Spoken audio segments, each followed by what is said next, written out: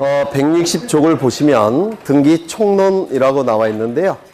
1번에 부동산 등기 제도에 의해서 물건의 공시제도라고 나와 있는데 이미 설명을 드렸고요. 우측을 보시면 부동산 등기 제도의 기능 이렇게 나와 있죠. 요거 좀 보겠습니다. 민법에서도 하실 텐데요. 네, 민법에서도 하십니다. 우리 부동산 등기법에서 가장 중요한 조문은 등기법의 조문이 아닙니다.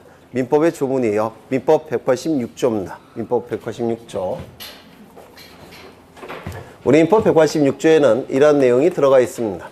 부동산에 관하여 갑이 을과 법률 행위를 하고 등기까지 갖춘다면 갑이 가진 물건은 을의 물건으로 변동이 된다라고 되어 있습니다. 우리 민법 186조에는 부동산에 관해서 법률행위 플러스 등기 물건 변동이라는 규정이 있습니다. 법률행위가 뭐예요? 네? 법률행위 참 막막하죠? 네. 103조 공부하시니까 법률행위는 공부하셨을 테고, 그죠? 네. 피해 가실 수 없죠? 103조 나왔으니까 법률행위는 당연히 하셨을 테고. 팁을 드리자면, 네. 간단한 건데, 네. 사람은 살아가면서 굉장히 많은 행위들을 합니다. 맞습니까? 굉장히 많은 행위들을 해요. 이거는 인간이 하는 행위들이에요. 인간이 하는 행위를 얘기합니다. 그런데 인간이 하는 모든 행위에 대해서 법률이 적용될 필요가 있을까요? 없을까요? 쉽게 얘기해서 제가 지금 숨 쉬고 있죠? 여러분도 숨 쉬고 있죠? 숨 쉬는 행위에 대해서 법률이 적용될 여지가 있습니까? 당연히 없습니다. 여러분이 지금 앉아 계시죠? 이것도 행위예요. 사람의 움직임은 다 행위입니다. 움직이지 않는 것도 행위라고 봐요. 우리 법에서는 여간 다 행위인데 그 앉아있는 행위에 대해서 법률이 적용될 필요 있습니까? 당연히 없습니다. 그렇죠? 왜 법률이 적용될 여지가 없습니까? 법률적 의미가 없기 때문에 그렇습니다. 법률적 의미가 없으니까 법률이 적용될 여지가 없는 겁니다. 그러면 법률적 의미가 있는 행위만 법률이 적용이 될 겁니다. 맞습니까?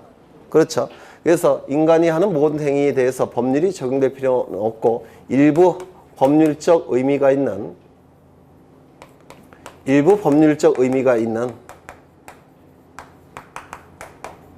행위만 법률이 적용이 되는 겁니다. 이 법률적 의미가 있는 행위를 법률행위라고 불러요. 법률적 의미가 있는 행위.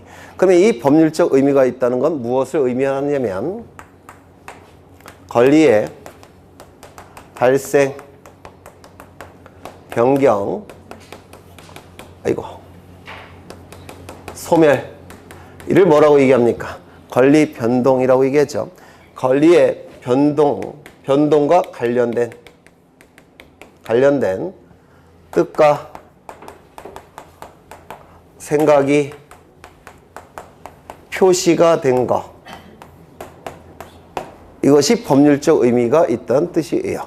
그러면 법률적 의미가 있는 행위라는 얘기는 권리 변동과 관련된 뜻과 생각이 표시가 된 행위. 이게 바로 법률 행위입니다. 법률이 적용될 여지가 있다라는 겁니다. 너무 길죠? 그래서 여기서부터 여기까지 생략합니다. 그래서 의사표시가 있는 행위, 이게 법률 행위예요. 권리의 발생, 변경, 소멸과 관련된 뜻 있자예요. 생각, 뜻과 생각이 표시가 된 행위, 법률 행위라고 얘기합니다. 그러면 이 법률 행위 안에는 의사표시가 있을 수밖에 없죠. 이때 의사표시에서 의사는 권리 변동과 관련된 의사만을 얘기하는 겁니다. 이게 바로 법률행위이고 의사표시가 안에 들어갈 수밖에 없습니다. 그래서 의사표시가 없는 행위가 존재할 수 있습니까? 의사표시가 없는 법률행위가 존재할 수가 없습니다. 모든 법률행위 안에는 의사표시가 있습니다. 이때 이 권리가 만약에 물건이라고 한다면 이 법률행위를 뭐라고 부릅니까? 물건행위. 채권이라고 한다면 채권행위가 되는 겁니다. 상법상의 권리나 의무라고 한다면 상법상의 권리라고 한다면 상행위. 행정법상의 권리라고 한다면 뭘까요? 행정행위라고 부릅니다. 소송법상의 권리라고 한다면 소송행위. 이걸 전부 통칭해서 법률행위라고 불러요. 그렇죠? 그래서 법률행위는 의미가 그다지 어렵지 않습니다. 법률적 의미가 있는 행위. 즉 권리의 변동과 관련된 뜻과 생각이 표시가 된 행위. 그게 바로 법률행위입니다. 법률행위. 그러면 여기서 이 법률행위는 물권행위를 얘기할까요? 즉 물권 변동과 관련된 행위를 얘기할까요? 채권 변동과 관련된 행위를 얘기할까요? 물권을 얘기하는 겁니다. 그래서 우리가 법률행위라고 얘기할 때 그 법률행위는 물권행위를 얘기하는 겁니다. 그러면 여기에 갑이 자신이 가지고 있던 아파트를 을에게 팝니다. 팔고 사는 것을 매매라고 얘기하죠. 팔매자와 살매자예요. 팔고 사는 것 매매라고 부릅니다. 매매계약. 그 다음에 매매계약을 체결하고 등기부의 등기 명의를 을의 이름으로 넘겨줘야 되겠죠. 맞습니까? 소유권 이전 등기를 할 겁니다.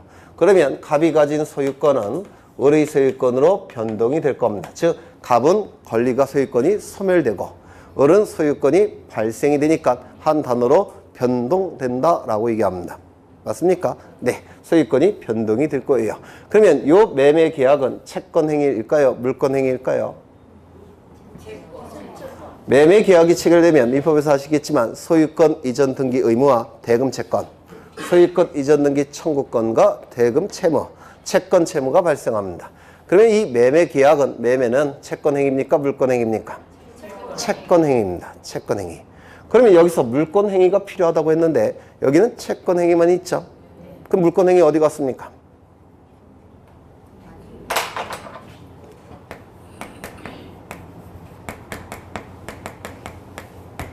채권 행위 안에 물권 행위가 있다는 것이 우리 판례예요. 독자성 부정설이라고 얘기하는데 혹시 안 들어보셨겠죠? 2학년 분들은 들어보셨겠죠? 물권행위의 독자성 부정설, 즉 물권행위는 독자적으로 존재하는 게 아니라 채권행위 안에 들어가 있다는 뜻입니다.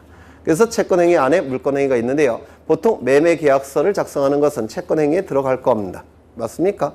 그럼 등기를 넘겨줘야 되겠죠? 그러면 갑이 등기와 관련된 서류를 을에게 넘겨주면서 을은 그걸 받으면서 대금을 갑에게 넘겨주겠죠? 이렇게 각종 서류와 대금이 맞교환되는 인간의 행위, 그게 바로 물권행위로 본다는 게 우리 판례예요. 이게 그래서 계약 자체는 매매 계약 자체는 채권행위고 그 안에 즉 서류와 대금이 교환되는 거, 이게 바로 물권행위로 보는 겁니다. 그래서 우리가 법률행위라고 얘기할 때 그 법률행위는 채권행위가 아니라 물권행위가 필요한 겁니다. 186조의 법률행위 플러스 등기 물권 변동에서 이 법률행위는 물권행위를 얘기하는 겁니다. 맞습니까? 그렇죠. 그러면 요 두 가지 요건이 구비가 된다면 갑이 가진 물건은 을의 물건으로 변동이 되는 겁니다. 맞습니까? 물권행위 플러스 등기까지 갖추면 갑이 가진 소유권은 을의 소유권으로 변동이 됩니다. 그러면 이것은 등기는 두 가지 요건이 구비되어야지만 소유권 물권이 변동이 되니까 요거는 물권 변동의 성립 요건이라고 얘기할 수 있습니까? 성립 요건. 물권 변동의 효력이 발생하기 위한 요건이라고 볼 수 있습니까? 효력 발생 요건, 이렇게 얘기를 하는 겁니다. 그래서 등기는 효력 발생 요건이고 성립 요건이라는 겁니다. 이거 이해가 되십니까? 네. 그러면 186조도 있지만 하나 더. 그러면 물권이 변동되는 시점은 어느 시점이겠습니까? 등기를 갖췄을 때. 그러면 등기를 갖추는 시점은 어느 시점이겠습니까? 이게 우리 민법과 등기법에서 출제 영순위입니다. 다시요. 물권 변동의 효력이 발생하는 시점은 등기의 효력이 발생하는 시점. 등기의 효력이 발생하는 시점은 접수 시, 저장 시입니다. 전산정보 처리 조직에 저장된 시점. 즉 등기소에서 신청 정보를 접수한 시점. 요 접수 시라는 문구를 꼭 암기하셔야 됩니다. 이 등기 신청 정보의 어느 시점? 접수 시점. 요게 물권 변동 시점이기 때문에 민법에서 출제 영순입니다. 등기의 효력 발생 시점이기 때문에 등기법에서 출제 영순이에요. 꼭 외워두셔야 됩니다. 물권 변동 시점은 어느 시점? 접수 시점. 등기의 효력 발생 시점 어느 시점? 접수 시점. 저건 186조고요. 우리 민법 187조는 이런 규정이 있습니다. 부동산에 관하여 갑이 부동산에 관하여 법률 규정에 의해서 을의 물건으로 변동이 된다라는 규정이 있습니다. 정확하게는 물건을 취득한다라고 되어 있는데요. 이게 법률 규정에 의한 물권 변동이라고 얘기합니다. 민법에서 하셨죠? 하셨죠? 물권 조금 했다면서요? 네, 하셨을 겁니다. 그러면 이때는 186조처럼 등기가 필요할까요? 필요하지 않을까요? 네? 등기라는 공시 방법이 필요할까요? 필요하지 않을까요? 필요 없습니다. 이유는 등기보다 더 강력한 공시 방법을 갖추고 있습니다. 뭡니까? 법률 규정이에요. 법률 규정은 등기보다 더 강력한 공시 방법입니다. 대한민국 국민이라고 한다면 대한민국 민법 다 안다고 전제로 까는 겁니다. 다른 사람의 물건을 훔쳐가면 그 다른 사람은 물건 주인에게 손해배상해줘야 되죠. 민법을 아시는 겁니다. 또한 감옥에 갈 수도 있죠. 형법을 아시는 겁니다. 그래서 대한민국 국민이라고 한다면 대한민국 법률을 다 안다고 전제로 까는 겁니다. 그래서 법률 규정은 등기보다 더 강력한 공시 방법입니다. 따라서 등기 필요합니까? 필요 없습니까? 네? 필요가 없습니다. 187조에서 등기는 성립요건이 될 수 없다라고 얘기합니다. 그러면 여기서 법률 규정은 뭐가 있느냐면 상속, 그 다음에 공용징수, 판결, 뭐 있습니까? 경매, 기타. 이 상속은 어떠한 법률에 규정되어 있을까요? 민법. 공용징수는요, 공용징수는 세 가지를 얘기하는데요. 공용징수는 뭐가 있느냐면 뭐가 있을까요? 수용, 몰수, 징발. 이 세 가지를 공익적 용도로 강제로 징수한다라는 뜻이에요. 공용징수라는 건 공익적 용도로 강제로 뺏는 것. 이를 공용징수라고 얘기하는데요. 요 수용은 민법상의 공용징수입니다. 요거는요, 몰수, 형법상의 공용징수예요. 징발, 전쟁 나면 나라에서 다 뺏어가죠. 이건 행정법상의 공용징수예요. 그런데 이런 건 우리 민법과 등기법에서는 필요 없죠. 그래서 요것만 보는 겁니다. 수용. 그러면 이 수용은 수용에 관한 법률이 있겠죠. 수용에 관한 법률에서 갑의 소유에서 을의 소유권으로 변동이 된다라고 딱 정해져 있는 겁니다. 그 다음에 판결, 민사소송법이라는 법률에 규정되어 있습니다. 경매, 민사집행법이라는 법률에 규정되어 있습니다. 각종 법률의 기타에 관한 내용도 들어가 있을 겁니다. 그러면 이 법률 규정에 의한 물권 변동이라고 할 때 이때는 등기라는 공시 방법이 필요하다, 필요 없다? 필요 없다. 즉 등기는 성립요건이 될 수가 없다라는 겁니다. 186조에는 등기는 성립요건, 효력발생 요건이라고 봤죠. 하지만 187조는 등기가 필요가 없으니까 성립요건, 효력발생 요건이라고 할 수가 없다라는 겁니다. 맞습니까? 여기까지 되셨어요? 네. 그러면 이 을은 법률 규정에 의해서 물건을 취득할 겁니다. 등기가 필요 없다고 그랬죠? 이때 취득한 요 소유권을 을이 병과 매매 계약을 체결합니다.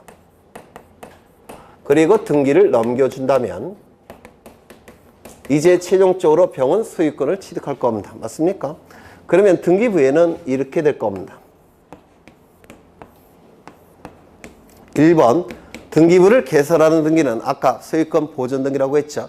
그래서 등기부 맨 앞에는 소유권 보존 등기가 나오는 겁니다. 원칙이. 그래서 소유권 보존 갑 이렇게 되어 있을 겁니다. 여기까지 되셨습니까? 그렇죠. 그 다음에 여러분이 소유권은 어떻게 누구에게 넘어갔습니까?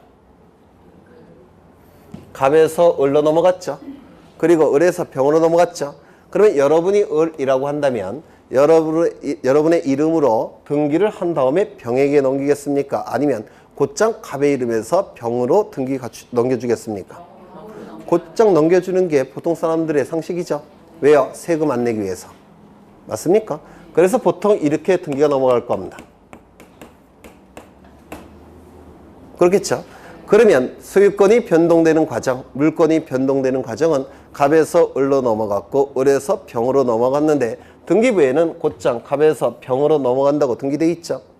그러면 이 권리변동 과정을 이 등기부가 제대로 공시하고 있습니까? 못하고 있습니까? 못하고 있습니다. 공시 기능이 떨어지는 겁니다. 맞습니까? 그럼 공시 기능을 갖추기 위해서는 이 병의 이름으로 등기를 갖추기 전에 누구 이름으로 등기를 갖춰야 되겠습니까? 을의 이름으로. 즉 을은 등기를 갖춰서 여기에 대해서 등기를 갖춘 다음에 병에게 넘기라는 겁니다. 등기를 갖춘 다음에 넘기라는 겁니다.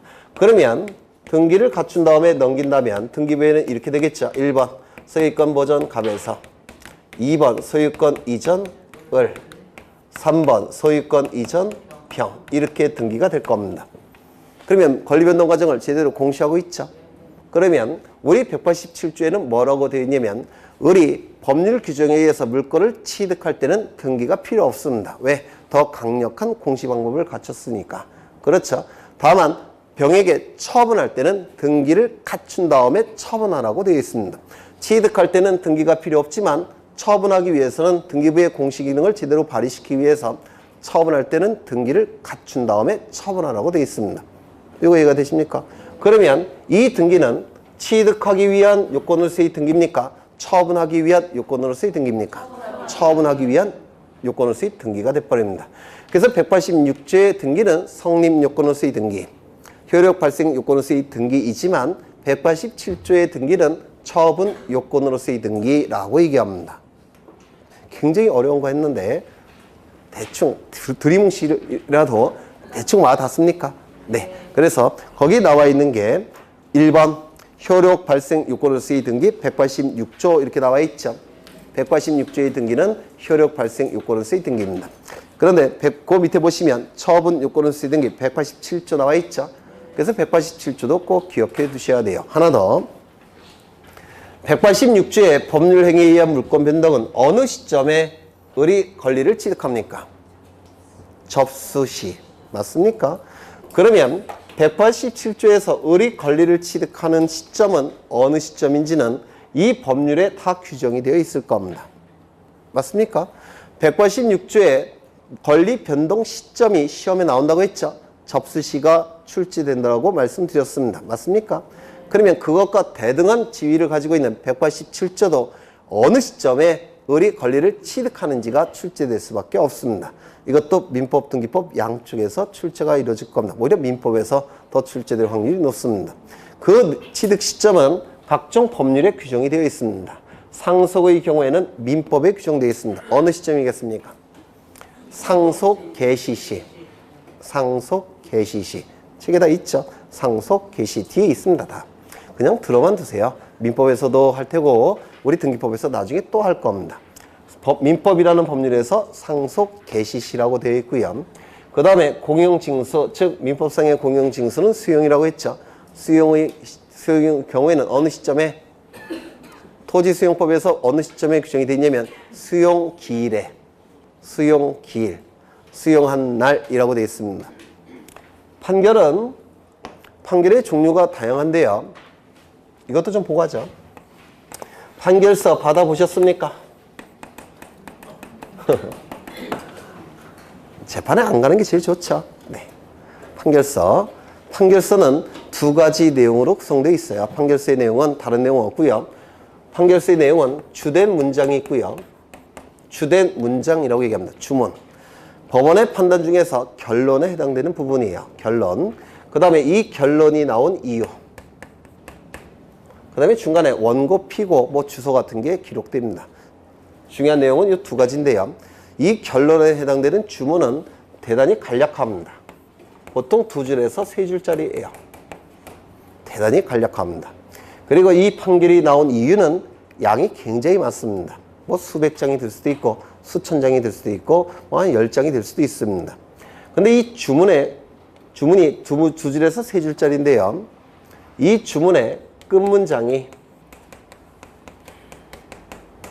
무엇을 확인한다라고 끝나면 이 판결을 확인 판결이라고 부릅니다. 확인 판결.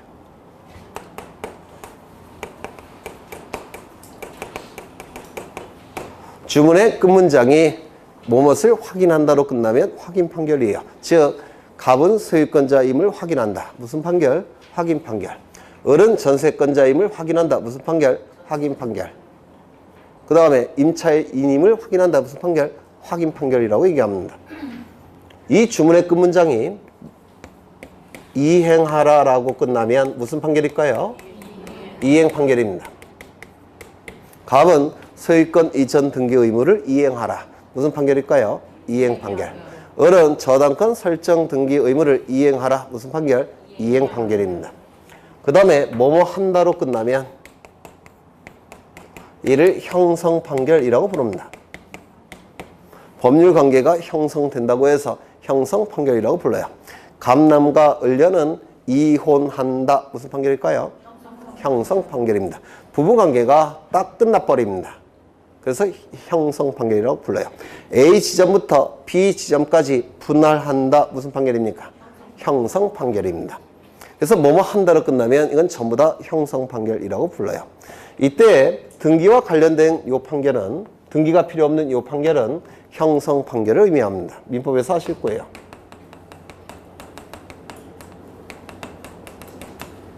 그래서 확인 판결과 이행 판결은 등기가 필요합니다. 등기가 필요 없는 판결은 형성 판결에 한하는데요.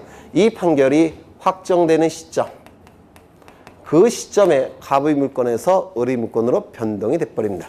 등기가 필요 없습니다. 형성 판결 확정 시점에 갑의 물건에서 을의 물건으로 변동이 돼요. 다만 취득한 물건을 다른 자에게 병에게 처분하기 위해서 뭐가 필요하다고요? 등기가 필요한 겁니다. 그래서 이 등기를 처분 요건으로서의 등기라고 얘기를 했습니다. 미치겠죠? 어려워서. 등기법 자체가 어려운데요. 더욱이 민법 지식이 없어서 더 어려우실 겁니다. 근데 나중에 계속 반복할 테니까 아마 이런 내용들은 2월 달까지는 반복할 겁니다. 3월부터는 안 해요. 해야 될 게 너무 많으니까. 네. 짜증나죠? 경매. 경매는 많이 들어보셨죠? 이 경매와 관련된 가장 기본이 되는 법을 민사집행법이라고 불러요. 민사집행법에서 경락받은 자가 소유권을 취득하는 시점은 경락대금을 다 낸 시점. 어디에? 법원에. 법원에 경락대금을 다 낸 시점에 갑의 소유권에서 을의 소유권으로 변동이 됩니다.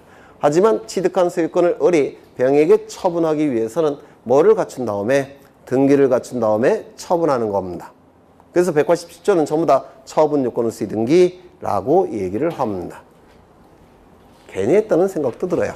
민법에서 고민을 막 하신 다음에 등기법에서 얘기했으면 아주 등기법 강사는 편했을 텐데, 네, 앞으로 그런 방법을 선택하겠습니다. 네. 그 다음에 대항 요건으로서의 등기. 공시 방법이라는 것은 제3자에게 물권 변동 과정을 공시하는 거죠. 공시한다는 얘기는 제3자에게 인식이 가능하도록 제3자가 알 수 있도록 하는 거죠. 그럼 제3자에게 알려줬으니까 그 제3자에게 대항할 수 있겠습니까? 대항할 수 있죠. 그래서 등기는 무조건 대항 요건이 되는 겁니다.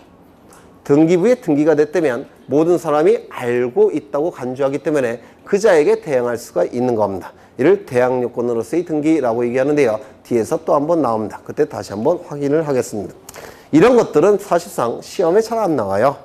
나오는 거는 이거죠. 네, 접수 시, 그 다음에 물권 변동 시점, 상속 개시 시, 그 다음에 수용한 날, 그 다음에 여기는요, 확정 판결 시, 형성 판결 확정 시, 여기는요, 경락대금을, 요즘은 경락대금이라는 용어를 안 쓰고요, 매각대금이라는 용어를 씁니다.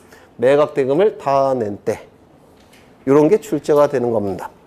그 다음에 부동산 등기제도의 목적이라고 나와 있는데, 부동산 등기의 개념은 아까 이미 설명을 드렸습니다. 다시 한번 확인하고 가겠습니다. 누가 등기소에 있는 등기관이 무엇을 부동산 표시와 관리에 관한 정보들을 어디에다가? 부동산 등기부에다가 어떻게 등기법이 정하는 절차에 따라서 기록하는 것, 기록 자체를 부동산 등기라고 봤죠. 네. 그래서 우리 책에는 그 절차는 생략되어 있는 겁니다. 그 다음에 용어의 정의는 나중에 보시면 되고요. 그 다음에 163쪽을 보시면 등기제도 이렇게 나와 있고요.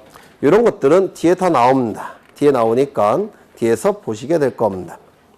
쭉 넘어가겠습니다. 165쪽을 보시면 다 뒤에 나와요. 뒤에 나오는 걸 또 시간이 없는 상태에서 또 하긴 좀 그렇습니다.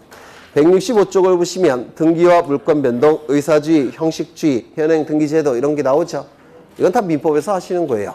민법에서 의사표시라는 개념을 아셔야지만 이해할 수가 있기 때문에 민법에서 하시는 겁니다. 넘어가겠습니다. 민법 선생님이 안 하시면 제가 나중에 할게요. 네.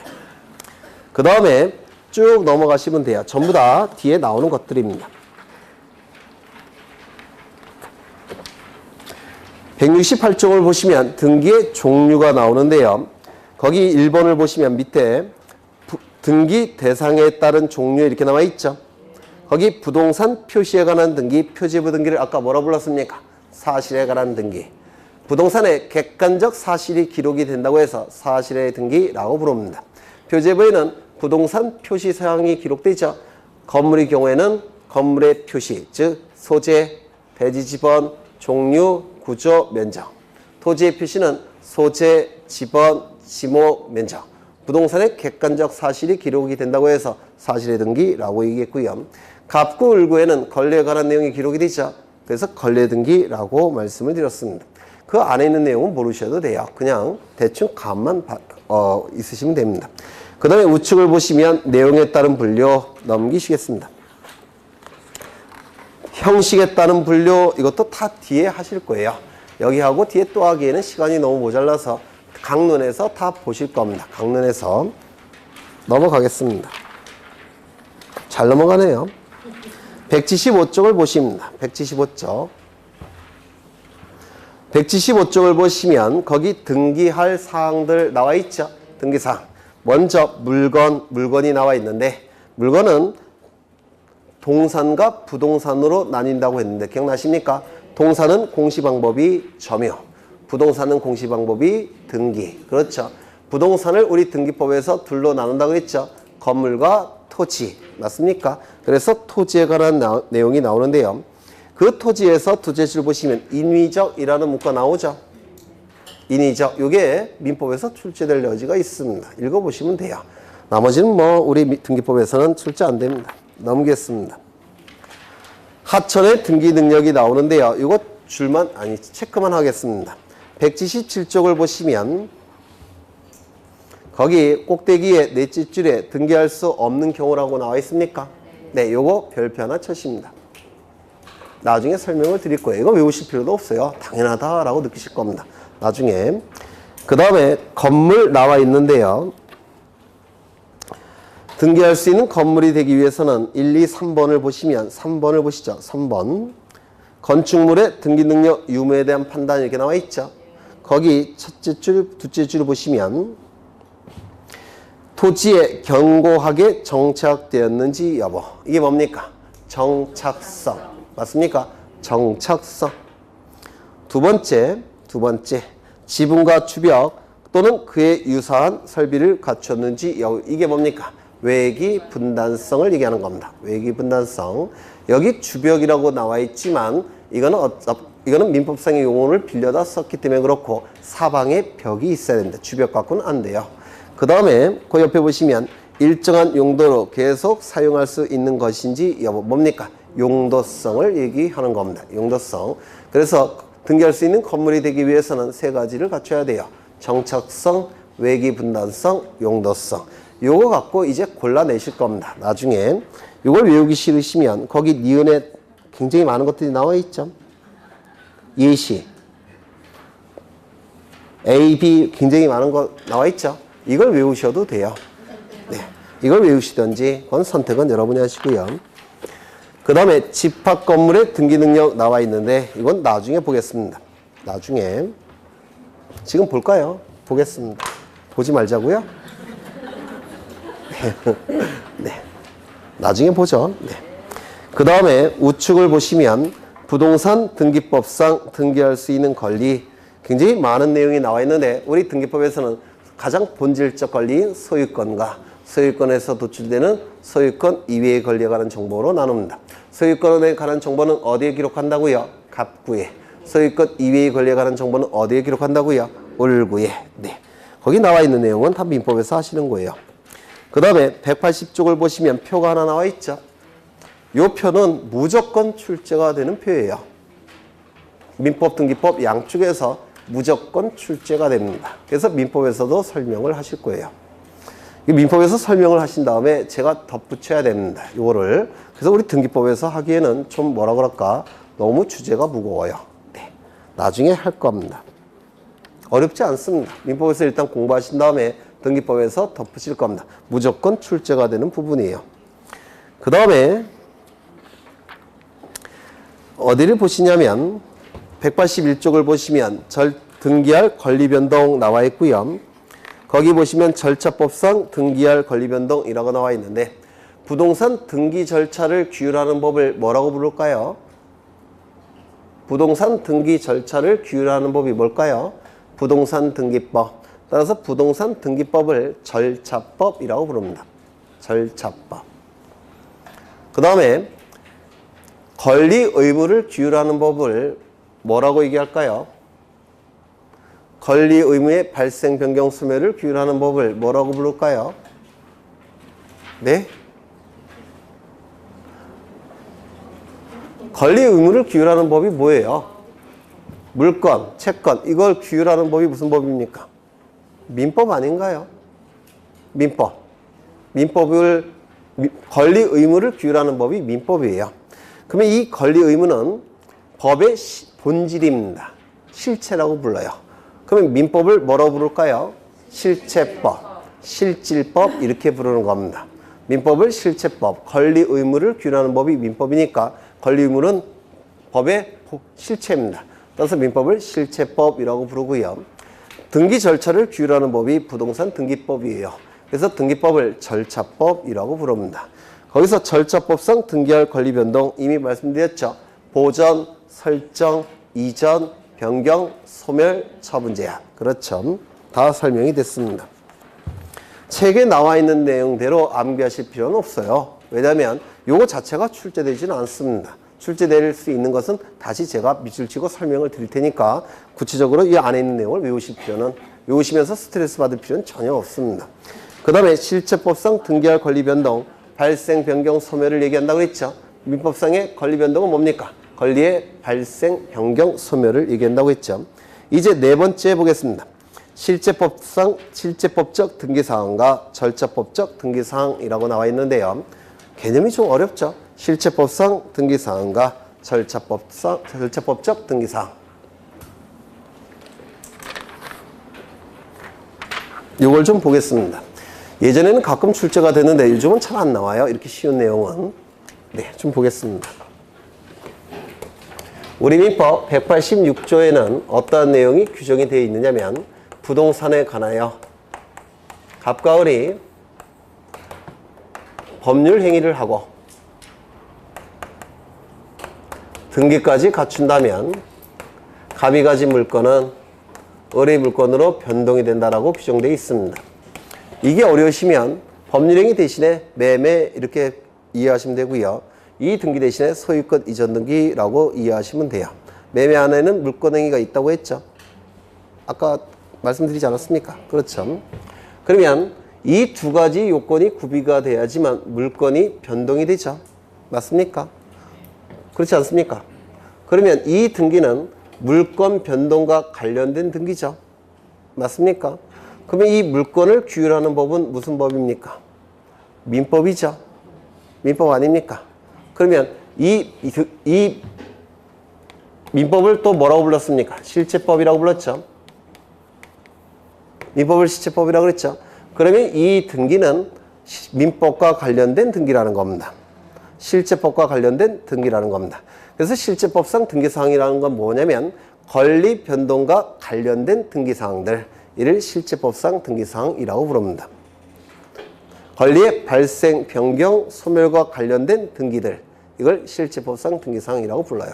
그렇다면 우리 민법 187조는 부동산에 관하여 갑이 물건이 을의 물건으로 법률 규정에 의해서 변동이 되죠.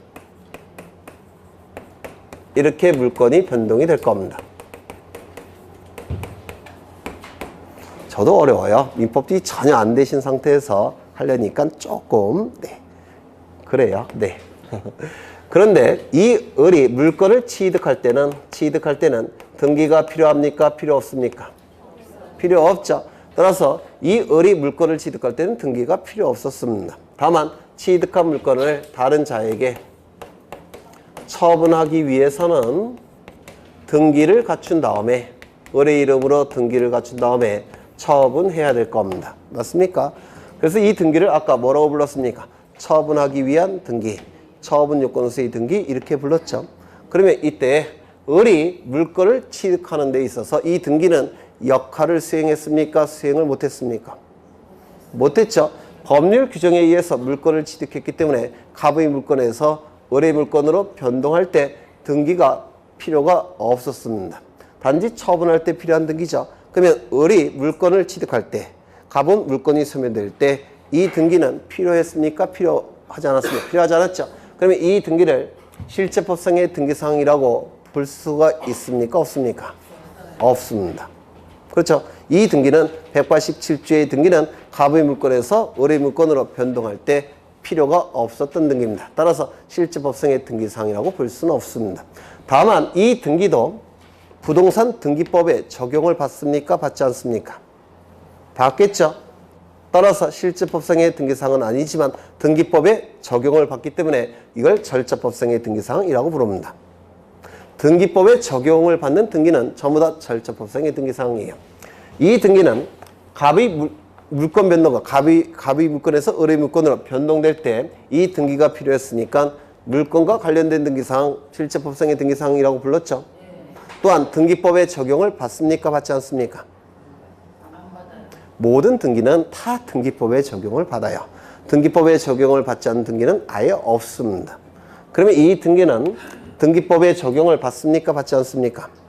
받겠죠. 그럼 186조의 등기는 실제법상의 등기사항이면서 동시에 절차법상의 등기사항입니다.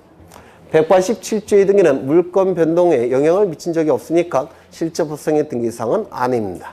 다만 등기법에 적용을 받기 때문에 절차법상의 등기사항이라고 부릅니다. 되셨나요?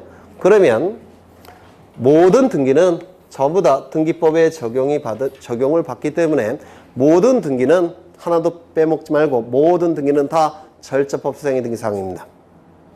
모든 등기는 다 절차법상의 등기사항이에요.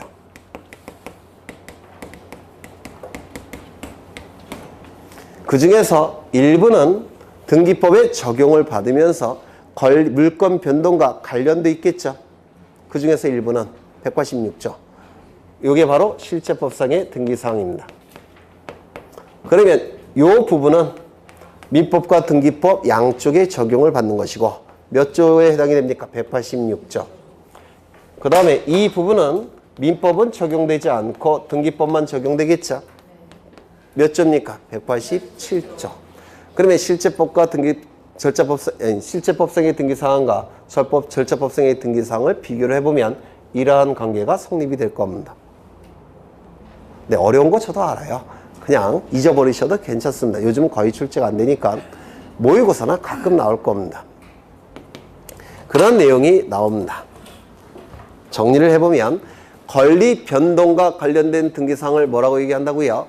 실제법상의 등기사항, 민법상의 등기사항. 그 다음에 모든 등기사항은 무슨 등기사항이라고요? 절차법상의 등기사항 이렇게 이해하시면 됩니다. 네. 안 나올 것 같아요. 그 다음에 184쪽을 보시면 실제법상의 등기사항과 절차법상의 등기사항의 관계라고 되어 있는데요. 거기 셋째 줄 보시면 절차법상의 등기사항은 실제법상의 등기사항보다 그 범위가 넓고 실제법상 등기사항은 모두가 절차법상의 등기사항에 포함된다. 맞습니까? 이 그림을 떠올리시면 돼요. 그러면 절차법상의 등기사항이라고 해서 전부 다 실제법상의 등기사항에 포함됩니까? 그건 아니겠죠. 모의고사에 이 정도 출제가 됩니다. 실제 시험은 안 나올 것 같아요. 그 다음에 법률 규정에 의한 물권 변동, 거기 상속, 공영징수, 판결, 경매, 기타 이렇게 나와 있는데요. 출제가 되는 부분은 물권 변동 시점이 출제가 됩니다. 물권 변동 시점. 186조의 법률행위로 인한 물권 변동은 물권 변동 시점이 어느 시점이라고요? 어느 시점? 접수 시. 이거는 민법, 등기법 양쪽에서 출제 영수입니다. 186조의 물권 변동 시점은 어느 시점이라고요? 접수 시 반드시 암기하셔야 됩니다. 187조의 물권 변동 시점도 출제할 수밖에 없습니다. 186조가 중요하니까 187조도 이 187조에서 다른 거 다 필요 없고요. 물권 변동 시점 그걸 기억하시면 돼요. 상속은 어느 시점? 상속 개시 시. 공용 징수는 어느 시점? 수용한 날, 수용기. 그 다음에 판결은 형성 판결 확정 시. 그 다음에 경매는 매각대금을 다 낸 때. 매각대금을 다 낸 때. 그 다음에 기타는 뭐 나중에 보시면 될 테고 넘기겠습니다. 이제 등기 효력을 보실 건데요. 등기 효력. 이건 다 볼 겁니다. 등기 효력.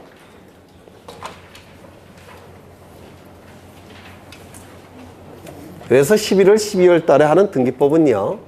좀 어려우세요. 민법 지식이 없으셔서. 여기 이러한 부동산이 있고 소유자가 갑입니다. 갑이 을과 매매계약을 체결합니다. 그리고 등기까지 넘긴 소유권 이전 등기까지 넘긴다면 갑이 가진 소유권은 을의 소유권으로 변동이 될 겁니다. 갑이 가진 소유권은 을의 소유권으로 변동이 될 겁니다. 186조에 규정되어 있다고 했습니다. 그래서 이 186조는 민법보다 등기법에서 더 많이 사용을 합니다. 이거는 물권행위를 얘기한다고 했죠. 네, 이때 이 등기를 효력에 따라서 두 개로 구분을 합니다. 두 개로. 첫 번째, 물권 변동에 종국적 효력이 발생하는 등기, 종국 등기. 물권 변동에 종국적 효력이 발생하는 등기, 종국 등기. 그러면 종국적 효력이 발생하는 등기니까 물권이 발생, 변경, 소멸이 될 겁니다. 맞습니까? 아니에요. 종국적 이거 의미 모르십니까? 물권 변동에 종국적 효력이 발생하는 등기, 종국 등기. 종국적 효력이 발생했으니까 물권이 발생, 변경, 소멸할 겁니다. 두 번째, 물권 변동에 종국적 효력이 발생하기 전에, 종국 등기를 하기 전에 예비적 단계에서 하는 등기, 예비 등기. 물권 변동에 종국적 효력이 발생하기 이전에 예비적 단계에서 하는 등기, 예비 등기. 그러면 예비 등기가 이루어졌을 때 물권이 발생, 변경, 소멸합니까? 안 합니까? 아직은 안 하는 겁니다. 여기에 해당되는 게 뭐가 있느냐면 가등기라는 게 있습니다. 임시로 하는 등기라는 뜻입니다. 임시 가짜를 써요. 임시로 하는 등기. 즉 종국 등기를 하기 전에 임시로 하는 등기, 가등기라고 합니다. 이건 우리 등기법에서 가장 중요합니다. 그래서 보통 이제 학원별로 한 7월 달쯤 되면 등기법을 아예 포기하시는 분들이 속출합니다. 근 70%, 80%까지 나와요. 너무 어려워서. 그래서 지금부터 해두셔야 돼요. 등기법은 지금부터 해두시면 7, 8월 달 가면은 따로 안 하셔도 됩니다. 이 등기법은. 그래서 등기법은 지금부터 하셔야 돼요. 네. 근데 등기법을 설령 포기하신다고 하더라도 가등기만큼은 보고 가셔야 돼요. 이게 많이 출제가 되면 4문제까지도 출제합니다. 민법에서 2문제, 등기법에서 2문제. 적게 출제가 되면 2문제가 나옵니다. 민법에서 1문제, 등기법에서 1문제. 그래서 이 가등기만큼은 꼭 보고 들어가셔야 돼요. 그러면 이 2문제까지도 나오니까 2문제는 득점하시게 됩니다. 그리고 한 2개 정도 더 찍어서 맞추면 4개. 4개만 맞아도 떨어지지 않습니다. 네. 그 다음에 종국 등기요. 그럼 이 가등기는 왜 하느냐면요. 순위를 보존하기 위해서 임시로 하는 등기입니다. 순위를 보존하기 위해서 임시로 하는 등기인데요. 이거는 나중에 가등기할 때 상세하게 볼 겁니다. 등기법에서 가등기를 좀 공부하시면 민법상의 가등기는 아예 안 보셔도 됩니다. 한 10배 더 많이 하기 때문에 그렇습니다.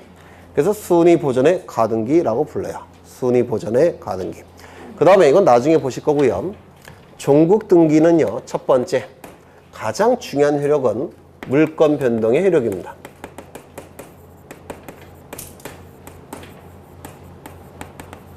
물권 변동에 종국적 효력이 발생하는 등기가 종국 등기예요.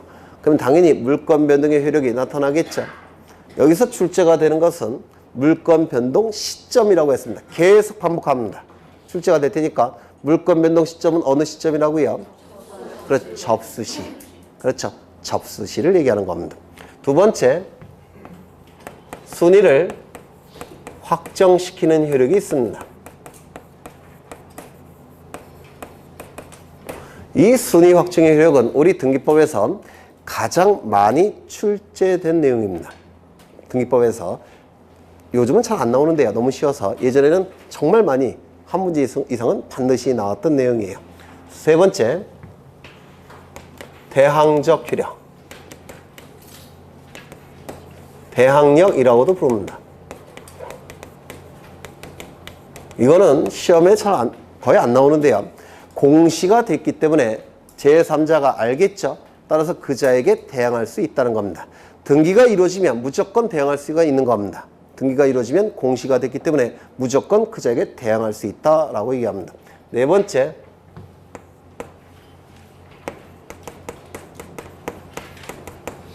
추정력. 이 추정력은 민법에서 출제한 1순위 될 테고 우리 등기법에서도 출제한 그렇죠. 1순위 정도 될 겁니다. 거의 출제된다고 보셔야 돼요.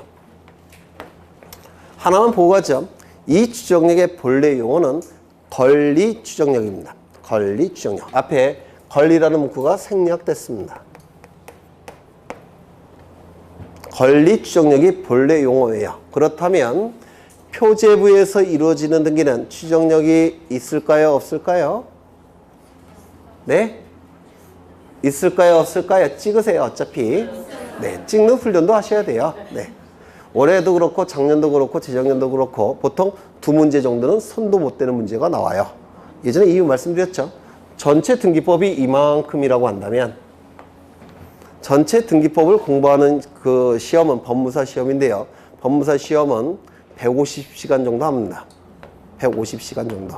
법무사 시험에서 등기법은 우리 중개사 시험은 등기법 몇 시간 할까요? 한 15시간 정도 할 겁니다. 15에서 16시간. 그래서 우리 중개사 시험은 요만큼만 공부합니다. 요만큼만.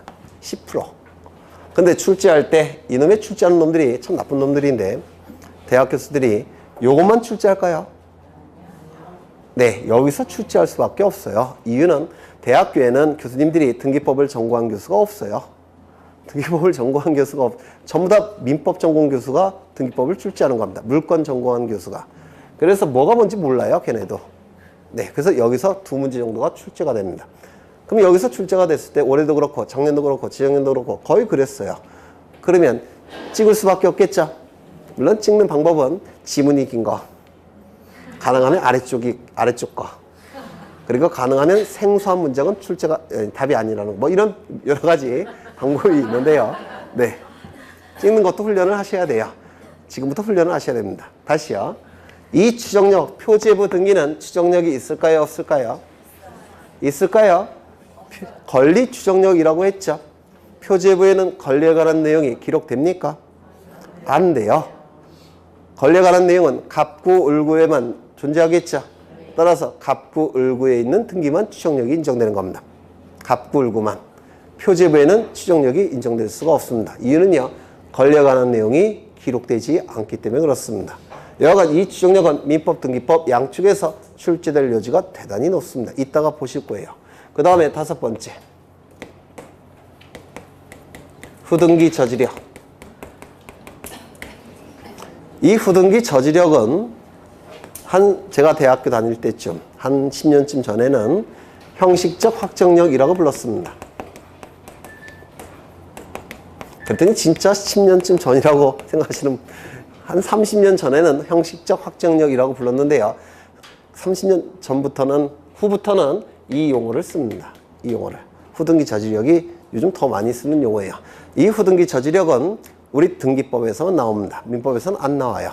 우리 등기법에서는 나올 확률이 대단히 높습니다. 그 다음에 여섯 번째, 점유적 효력. 왜요? 점유적 효력. 취득시효 공부한 적 있습니까? 취득시효. 민법에서. 물론 없겠죠. 아니, 그들은 흔적이 있다는 걸 있느냐고 여쭤보는 거예요. 내용을 당연히 모르겠죠. 들은 흔적은 있습니까? 점유 취득시효. 아, 등기부 취득시효. 네. 안 들어보셨죠? 네. 그러면 네. 나중에 할 겁니다. 들어보셔야 되는데. 네. 이것을 종국 등기의 효력이라고 부르는데요. 저는 이렇게 외웠어요.